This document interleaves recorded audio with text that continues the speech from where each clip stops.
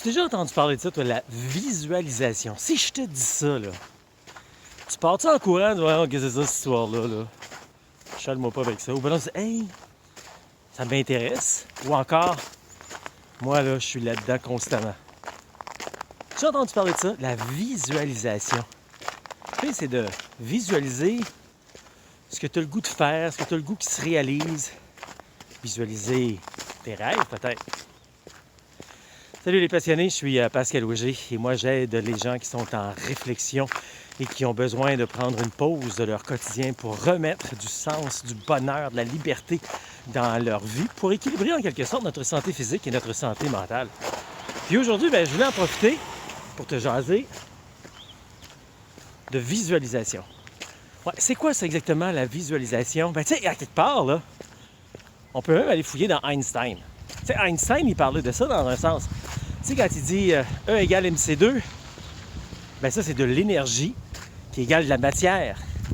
C'est qu'il y a tellement d'énergie que ça se concrétise, ça devient de la matière. Puis là, tu m'écoutes peut-être... Oh non, peut-être pas. Souvent, quand on se trouve qu'on n'est pas en train d'écouter. Mais si tu doutes un peu de ce que je dis, on va prendre un exemple très, très, très simple, très, très concret.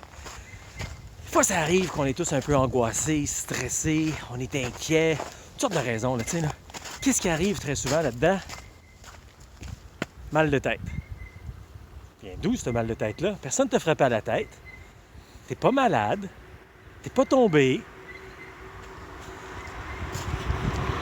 Mal de tête spontané parce que ton énergie intérieure est stressée, angoissée, s'est matérialisée et te donne un de ces sacrés mal de tête. C'est un peu ça. Qu'est-ce que tu veux de plus comme preuve que plus que tu penses, plus que tu réfléchis à quelque chose, des choses se concrétisent. Quand on est angoissé, stressé, ça se concrétise négativement. Imagine maintenant si on essayait ça de façon positive.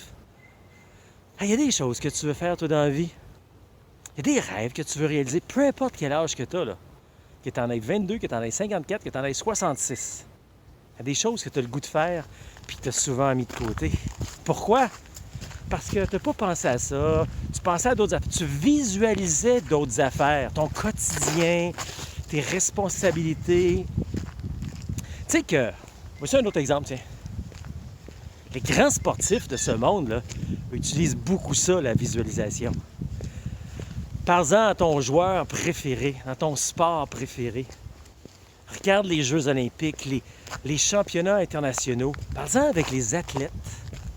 Parle-en avec les coachs, les athlètes. Les bons coachs sont ceux qui guident justement leurs athlètes vers, évidemment, des championnats, mais la visualisation également.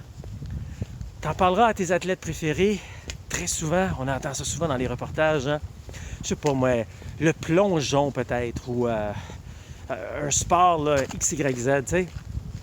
L'athlète en question, là, chaque soir, il est dans son lit, puis il est en train de visualiser son saut, ses pirouettes, puis toutes ces patentes que je connais absolument rien là-dedans. Rentre dans l'eau, pas d'éclaboussure. Il fait cette visualisation-là constamment pour matérialiser ce qu'il a le goût de faire finalement. Lui, c'est ça, ou elle, c'est ça. De se rendre aux Jeux olympiques, aux championnats, peut-être de recevoir une médaille. Puis tu sais, même s'il n'y a pas de médaille, on glorifie beaucoup ça, les médailles, mais en bout de ligne, juste se rendre dans un championnat ou un Jeux olympiques, là, t'as pas être le dernier sur 200, là. Sacrifice, t'es quand même le 200e au monde.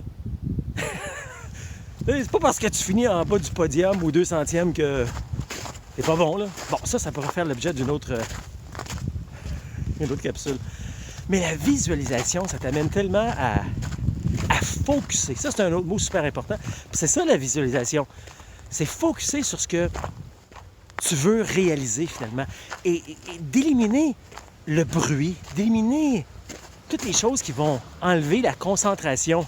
C'est ça, la visualisation. Moi, je vais t'en dire un secret.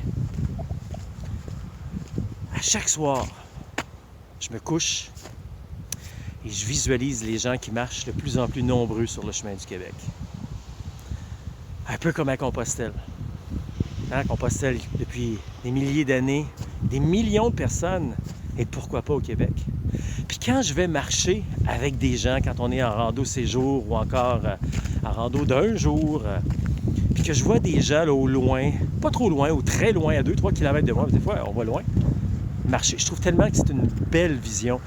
Je prends ça, j'enregistre ça dans ma tête, et chaque soir, je regarde ces images-là.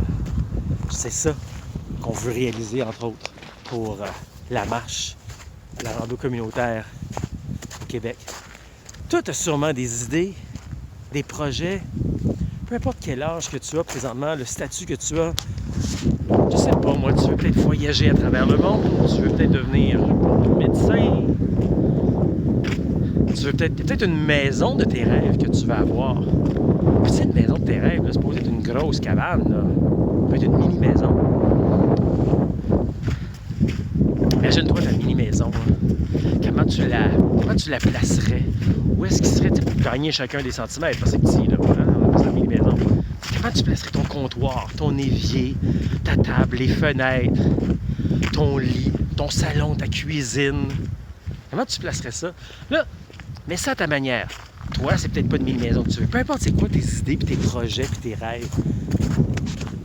La visualisation, là, nous permet de concrétiser. Puis hey, rien à perdre à essayer. Mais il faut y croire également. Si tu y crois pas, faut avoir la foi en quelque sorte. Puis là, je parle pas de religion, là. On n'est pas là-dedans, là. Je parle tout simplement de se donner la chance de voir et visualiser les choses. Moi, je vais te lancer, tiens, un peu un défi. Pendant les 21 prochains jours, toi, tu as des rêves, tu as des aspirations, tu as des idées dans la vie que tu veux faire.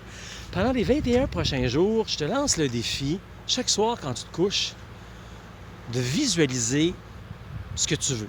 Là, j'ai sorti quelques banalités il y a quelques secondes. Tu sais, tu as peut-être une carrière que tu veux, une maison, voyager. Je te dis pas que dans 21 jours, ça va se concrétiser.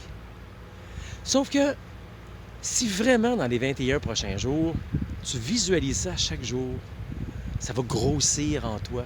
Hey, puis gêne-toi pas pour mettre une photo de quelque chose qui représente ce que tu veux sur ton tableau, sur ton frigo. Tu vas en parler davantage avec toi-même, parce qu'on fait tout ça finalement. Tu vas en parler peut-être avec les gens autour de toi, peut-être avec des amis. Doucement, pas trop.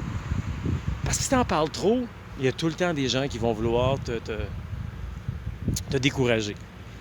Puis là, il y a des gens qui te découragent parce qu'eux, ils ont des craintes, ils ont des peurs. Puis là, ben, ça te met des craintes, des peurs. Puis là, tu as une grosse voix à l'intérieur qui vient « Non, non, on fera pas ça, là, c'est fou, ça. Laisse tomber ça, c'est un projet de fou, là. » Tu sais, t'en parles, mais doucement. Mais tu guides tes recherches. Si tu te promènes sur Internet, oups, tu tombes sur quelque chose qui a un lien avec ce que tu... Ben voyons donc, quel hasard. Pas un hasard.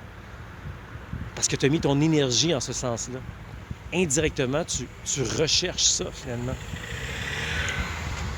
La visualisation, c'est un outil incroyable et puissant pour réaliser tes rêves.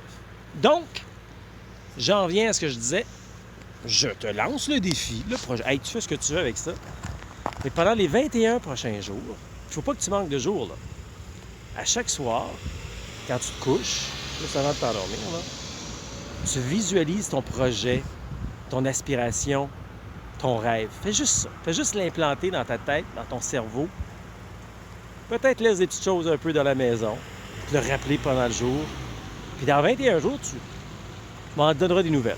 Dis-moi, hey, peut-être tu me dis Pascal, tu n'as absolument rien fait pendant. C'est bien correct. Puis peut-être que ça va avoir ouvert des portes. Fait que c'est un peu le défi ou le devoir que je te lance. Si tu as le goût d'embarquer dans la visualisation. Salut les passionnés, je suis Pascal Auger, journaliste, conférencier, formateur et secouriste certifié pour Québec-Compostelle qui est préparé, informé, inspiré pour marcher au Québec ou encore Compostelle et instigateur, coordonnateur du Chemin du Québec, 1200 km de bonheur entre Montréal et le bout du monde en rando communautaire sur l'unique chemin de rando communautaire en Amérique. Québec-Compostelle, réalise ton rêve.